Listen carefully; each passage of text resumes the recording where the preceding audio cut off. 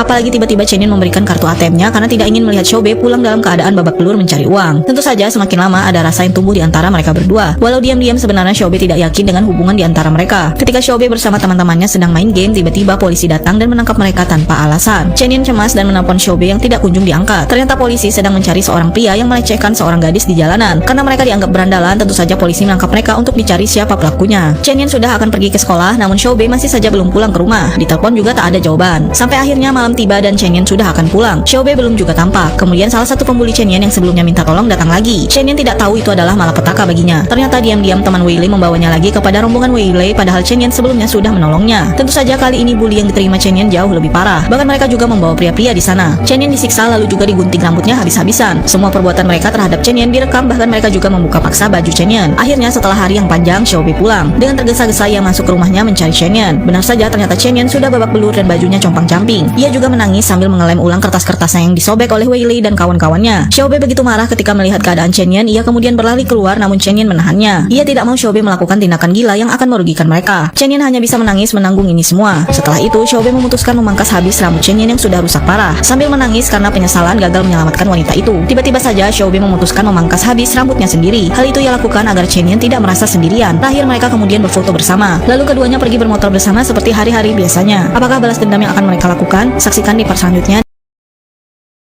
Pria ini memangkas habis rambut wanita ini. Semua ini dilakukannya karena sebelumnya wanita bernama Chen Yan dibully habis-habisan oleh teman-temannya. Bahkan ia sempat disiksa kemudian digunting rambutnya sampai acak-acakan. Bahkan mereka juga merekam Chen Yan dengan merobek bajunya. Ketika pulang, Xiaobei begitu marah melihat keadaan Chen Yan yang sudah babak belur sambil memperbaiki buku-bukunya yang dirobek. Maka dari itu Chen Yan memutuskan memangkas habis rambutnya sendiri. Tapi ternyata Xiaobei juga memangkas habis rambutnya agar Chen Yan tidak merasa sendirian. Ujian masuk perguruan tinggi semakin dekat. Dengan tampilan barunya, Chen Yan datang ke sekolah dan membuat teman-temannya sampai kaget. Sampai akhirnya hari ujian itu tiba, di mana saat itu hujan lebat mengguyur kota ini. Semua anak sudah bersiap di antara orang tua mereka untuk menghadapi hal paling menegangkan ini. Tentu saja Chen Yan tidak sendirian. Diam-diam ada Xiaobei yang sedang menunggunya dari jarak jauh. Di tempat berbeda terlihat seorang pekerja menemukan ada tangan di timbunan tanah itu, sedangkan Chen Yan sedang sibuk mengerjakan ujiannya. Xiaobei melihat berita di mana ada tubuh perempuan ditemukan di timbunan longsor, dan sekarang tubuh itu sedang diidentifikasi identitasnya. Ketika mesin sedang mencari, data yang keluar ternyata adalah Wei Lei, perempuan yang selalu membuli Chen Yan. Polisi akhirnya mulai bergerak mencari keberadaan tersangka. Satu persatu pria yang dicurigai diperiksa. Mobil taksi milik pria ini ternyata dipinjam Xiaobei malam sebelumnya. Namun ia tidak mengakui mobil itu dibawanya dan berkata mobilnya dicuri pria asing. Di satu sisi orang tua Wei Lei menangis meratapi kematian anaknya.